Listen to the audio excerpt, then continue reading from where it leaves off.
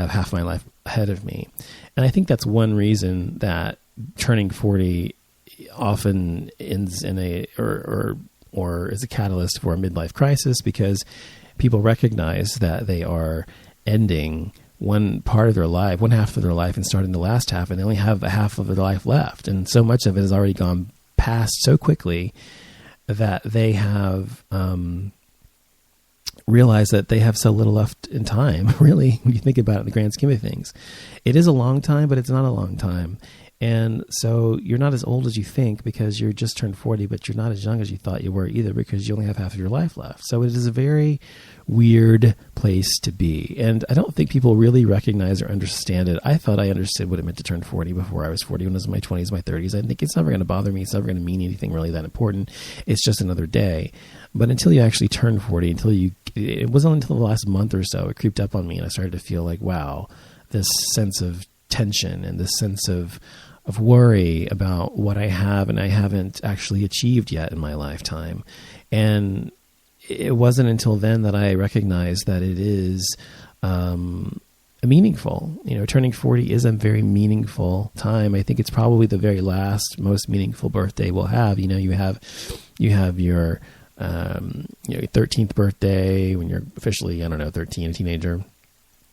16 when you can drive, 18 when you graduate high school and you're an adult, and 21 when you can drink and you're a full-size adult, 25 when you get insurance, it goes down and you're deemed to be fully mature mentally by society, and then of course 30 is a big milestone, and then of course 40, and then after that it kind of is just sort of another every 10 years you've got a milestone, but nothing major really happens in every life. It's really up to you to determine what happens. So it is a scary thing to turn 40 because of that reason, but it isn't a scary thing because you realize that there is a lot of years left ahead of you. And you also recognize that you don't want to go back. I mean, most people I think would say, not all, I think if you're a pretty vapid person, you might feel differently, but I feel like I would never want to be 20 years old again in terms of what I know at 40, because when my 20s I thought I knew it all. Then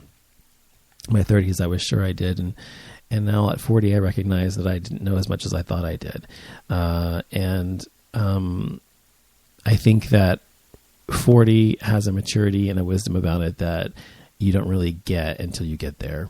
And I know that sounds preachy and everything, people who aren't 40 yet, but I think people who've turned 40 or are understand what I mean. Something else I've learned in my life is to, of course, and is a tenet of my show, as you well know, is to express yourself and to never allow people to, or never censor yourself. Never censor yourself to make other people feel better, bigger, happier. Never dim your own light to make someone else's brighter. Always express whomever you are, whatever that may be. If you're being authentic and true to who and what you are, that is all that matters.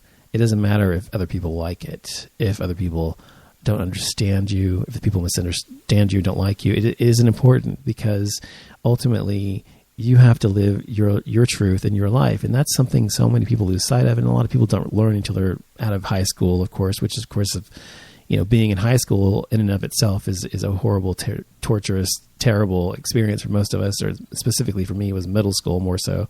But, it is it is something that most of us, if we're mature enough to do self-reflection and learn from our mistakes and stay observant about life, eventually we'll learn in our 20s, 30s, 40s, whatever, that you have to express yourself and not allow people to dim your light, and not to allow people to take away or steal your thunder. We all have something unique about ourselves. We're not unique in terms of, that we're the only person in the world that just like us. There are people in the world just like us, I'm sure, have the same kind of traits we have, but we are still the only person that has every single trait we have in one person. And that's what makes us unique. And so I think it's important to remember that, and to take whatever it is about yourself, whatever you believe in, whether I agree with it or not, whatever you feel, emotionally, mentally, physically, however you want to express yourself, do it, because it is important to do so. Just like Madonna says, express yourself, because I could not say, I don't think anybody understands better how important it is to express yourself than someone who has been told not to all of their life. As someone who's been told all of his life that he is wrong for this reason or wrong for that reason, or doesn't fit in or doesn't belong, or is never going to be this, is never going to be that, and can't achieve this and can't achieve that. And ultimately you recognize that they're all fucking wrong and they don't know what the fuck they're talking about. And oftentimes they're just jealous or insecure themselves, and therefore they don't want you to succeed. And it's sad to say that, but it is the truth. And that's something else I've learned. On that same note, I was going to say also, if people don't like you, fuck them. If people misunderstand you, fuck them. I've been misunderstood all my entire life because I'm not an archetype. I don't fit into one mold, that, this kind of person who does this, who thinks this way. I'm very diverse in my way of thinking. I'm very open-minded and liberal. And so I don't really fit in because of virtue of exactly what I am, physically and intellectually, emotionally, sexual orientation, everything that makes me who I am.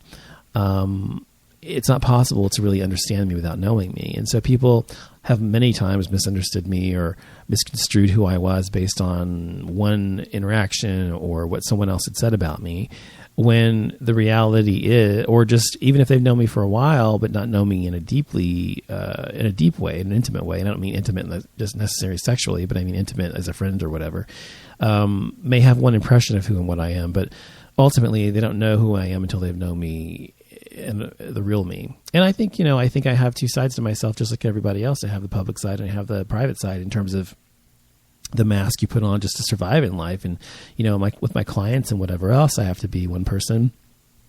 Even though I'm myself, I have to be a version of myself that isn't, 100%, like expressive, because even although that's not true, I always express myself anyway, which is why I often piss off clients and things like that, because I say what I think. So then again, that's not true in my case. My point is that you have to be yourself as much as possible when possible. And so not everybody knows you in the same way. Clients know me one way, friends know me another way, family knows me another way, my husband knows me another way, and so forth. People I've had sex with know me another way.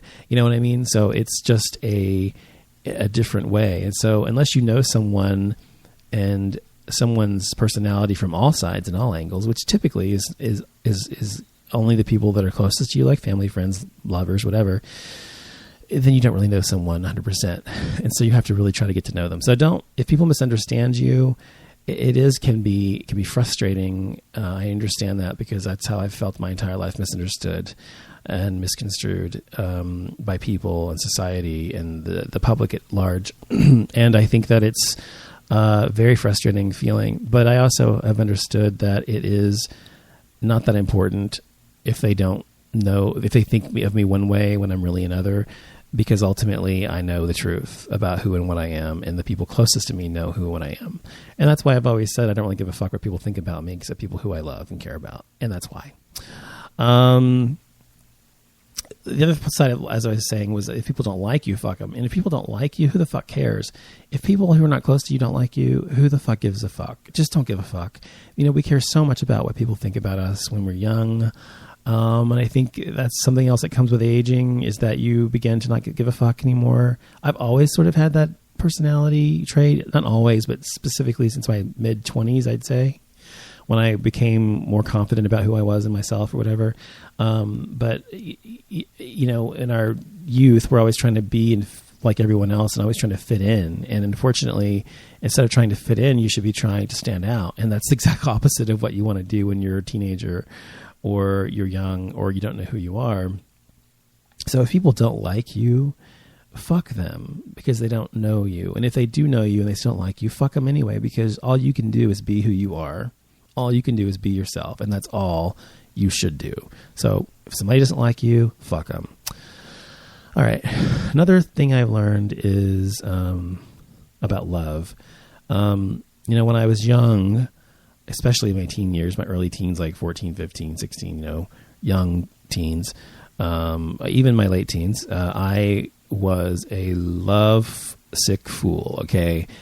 I thought love was the end-all, be-all of existence, and I thought that that's what life was about. I thought that that's what all was important was love and finding it. So I was in a mad rush when I was young to find it, and tried so hard to find love wherever I could, and men that I knew weren't right for me in other ways, but in some ways they were. And any guys who would show me attention, I would try to make them fit the mold, whatever. So I was just I was just a fool, really. And because I thought love was everything. And you learn as you age that love is not everything, that love is just like everything else. Love fades and it grows and it changes. So love is not a static thing, just like life. It changes, it grows, it morphs into something else, better or worse, depending on how you work on your relationship or whatever. But my point is that just like everything else, it can disappear. It can go away. It's not something reliable to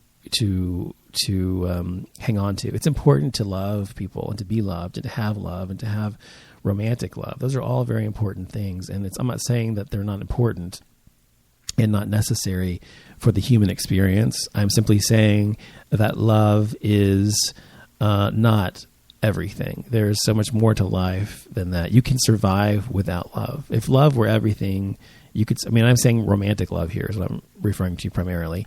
If love were everything, then people who don't have it would be dead. They would all be dead. And there are millions and millions of people in the world who don't have someone who's they're romantically involved with or whatever. And I think that it forces you, I know interestingly enough, and I've recognized this as a pattern in my own life, before I was married, whenever I was with someone romantically, I didn't grow. I mean, it's like I stayed in the same place professionally and intellectually. I mean, not intellectually, but professionally, I kind of stayed in the same place and emotionally in other ways. But when I was single, I blossomed and I grew, and I started my own business at the time after a bad breakup and everything else. And I had began to date around and have more confidence in myself and have my own place and stuff in my early 20s. And my point is that I grew and growed. I grew a lot when I was single in a way that I wasn't when I was with someone else. And I think that was because in the relationships I had in the beginning, I had so much of a codependence on them. And I think that is another thing, you have to remember to not lose yourself in a relationship for someone else. But my point is that love is not everything. And if you don't have it right now, you'll someday find it. And if you do have it right now, hang on to it as long as you can. If it's healthy for you, if it's a positive influence, and if you continue to grow away and aside from this relationship, wonderful. But if you lose yourself in it, if you become codependent, and if you don't grow as a result of being in a relationship with someone, it's not healthy. So love is not everything. Another thing is sex gets better as you age, not worse. Another thing about sex is that people often think because as we get older, I remember when I was a kid thinking about older people having sex, I was like, whoa, hold on. So, excuse me. And I, would never want to think about it. It didn't really gross me out, but I just didn't really, it wasn't something I thought older people really did or whatever. And it's ridiculous because first of all, as you age, sex gets better. Why? Because of experience. Experience is everything. You cannot substitute. And what's the word I'm looking for? The word I'm looking for. You can't substitute youthful exuberance for experience. The more experience you have, the better lover you become. The many times you have sex, the better you become at it. And it's not to say that there aren't plenty of young people who've had more sex than older people. But I think it's also a combination of mental maturity combined with sexual experience. So my point is that as you age, it gets better, not worse. In my opinion, it has for me personally. I'm far more confident as a sexual being now at 40 than I ever was at 20, when I was always worried about what it looked like or what I was doing, if it was right, whatever. You know what I mean? I was always so inhibited by everything. Even though I was uninhibited sexually, in a way, I was inhibiting myself by worrying all the time about what other people were thinking about me sexually. So I think as you get age and you get that confidence level that you don't really get until you've had some experience